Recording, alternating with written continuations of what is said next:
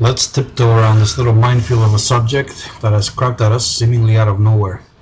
Before I go on, let me say that the distinction of feminine and masculine has to do with attitudes, as these have evolved in order to fulfill a particular procreative role.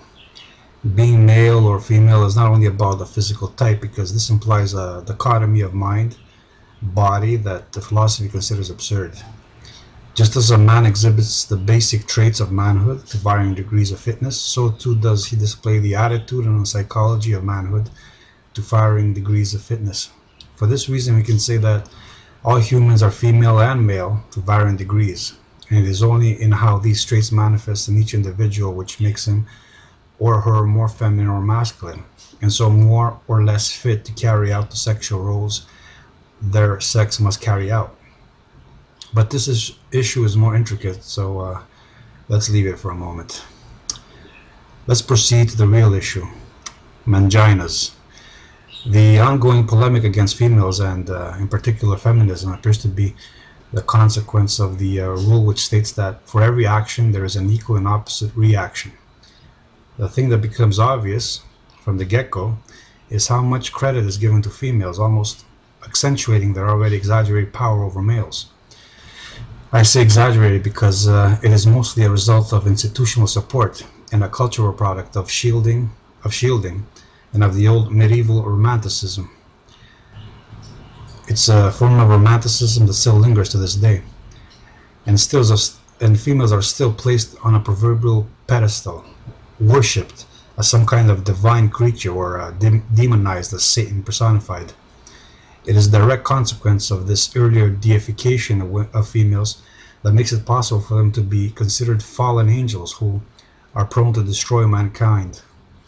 If she cannot live up to the romantic ideal of divinity for a man, then she must certainly be a demon. Women are always a bit confused by how men worship them. I think this is a source of much amusement for them, given that they already know their own quality, and when men exaggerate their value, they begin to look down on them. I think many women feel superior to men because men have made them into what they never were or can ever be. If anything, women know what they are in relation to men, and early on they find this obsession with their vaginas perplexing. This soon turns into a desire to use this obsession, like a drug dealer would use the addict's weakness against them. If anything, the bad boy is simply the one who displays an indifference to their vagina and does not consider them more or less than what they know they are.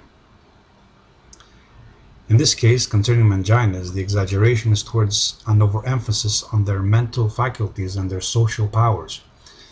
Women are amused when they are accused of perpetrating all these behavioral paradigms, because the truth of the matter is they are so fucking clueless.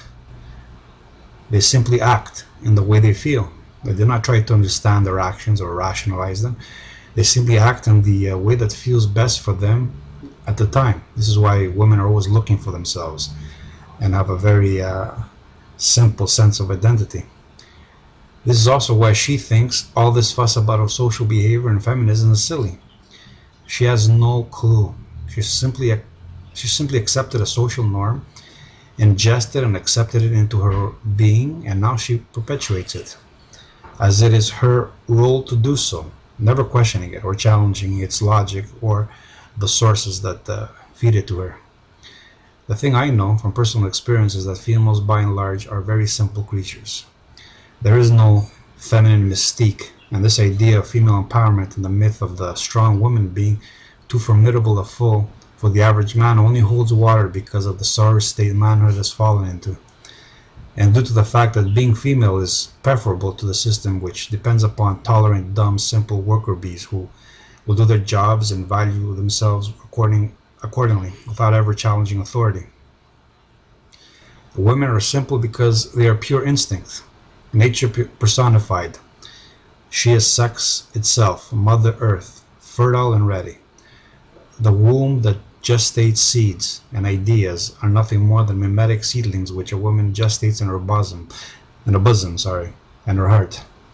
Plant a seed in a woman, whether genetic or mimetic, and she will bring it to fruition. She will nurture it and take care of it and defend it to the end, or until another better seed impregnates her. This fact alone explains the increasing participation of women in the education system. When education has become a matter of regurgitation, specialization, and blind repetition of knowledge, so as to acquire a job, then it suits a more feminine demeanor, and this is why women excel. If it were not for the current conditions, there would be nothing more to say about women. Weininger sums it up thusly, quote, "The absolute female knows neither the logical nor the moral imperative, and the words law and duty towards herself, are words which are least familiar to her. The inference that she is wanting in a supersensual personality is fully justified. The absolute female has no ego. What confuses men about females is that they say one thing and then act in a manner that totally contradicts it, then only confusing everything with semantics and verbal acrobatics. The reason for this is easy to understand, and calling it mysterious is like the primitive man who comes across fire and, being unable to comprehend what it is or how it comes about, projects upon it the mystical force of pixies or spirits to make it more comprehensible for him. Modern woman is always torn between living up to social norms, the mean, and feeding her already evolved needs, her genes. She is intuitively driven by genes, but she finds herself in a human environment which demands from her to act in ways that often contradict these drives. The result is a schizophrenic wishy-washiness which men consider confusing. The paradoxes she produces are rooted in this discrepancy between culture and nature, or the ideal and the real. The first thing to do in this situation is to stop taking a female seriously. At least do not consider her words as anything more than lip service to her god, the alpha deity or the institution, or whatever dominant male figure she bends over for. Her actions are always the best indicator of her essence. This also holds true for men, of course, particularly effete men, but to a lesser degrees. Institutionalization works on both sexes, but by infusing into their psyche a moral, social, and spiritual ideal, which many times contradicts their natural proclivities. For a woman pretending to be civilized and rational when she is completely committed to her instincts and intuition as part of her game, so to speak. It's how she ascends within the social hierarchy, because social status is her highest achievement. Gossip and endless talk about relationships and love and soulmates is how she finds her place within the tribe. It's how she judges her positions within it. And as for this fabled intimidation of modern females, or the modern gifted ones, which send men running for their lives, let's put it in its place.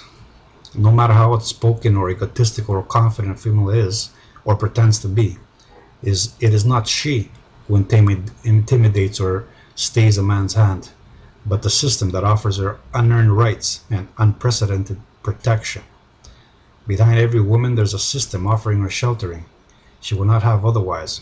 It is the primordial dominant male protecting his harem. No woman would dare flap her gums in public as aggressively as she does in the modern times, particularly in the West. If it were not for the threatening power of the institution that offers her a blanket and insurance policy, she can go out half naked and expect nothing but respect from men, because the institutional authority guarantees her right to self-expression. And what is a female if not all sex and sexuality? But the system does more than this to promote a female's carelessness. It reduces her further into a babbling, incoherent child with no sense of respect and no integrity. It also takes away the costs and risks of pregnancy. When in the past females worried about getting pregnant and taking care of a child on their own, their delusion of indestructibility and independence was suppressed. They felt vulnerable and weak, and they were very careful with whom they socialized and to whom they spread their legs. Today, a pregnancy can be used as a weapon, reinventing masculine sexuality by turning it into a joke. A man becomes a surrogate female with a penis. Within modern families, the male is expected to be another mother to the children, and nothing more.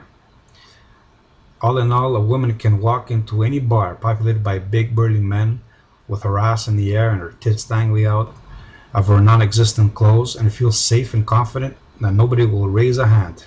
She's indestructible because the law makes her so.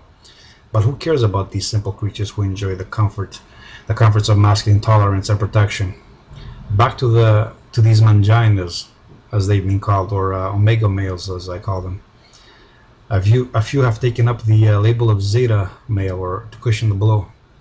I turn again to Weiniger, not because he's the only one offering such insights, but because he's handy at the moment, and he's one of the few who has spoken about sexual matters with such direct honesty and clarity. I quote, "The practice of merely calling anyone who assails women a misogynist instead of refuting argument by argument has much to commend it. Hatred is never impartial, and, therefore, to describe a man as having an animus against the object of his criticism is at once to lay him open to the charge of insecurity, immorality, and partiality, and one that can be made with hyperbole of accusation and evasion of the point, which only equals its lack of justification. This sort of answer never fails in its object, which is to exempt the vindicator from refuting the actual statement. It is the oldest and handiest weapon of the large majority of men who never wish to see woman as she is." Unquote. This last sentence is the most important of all.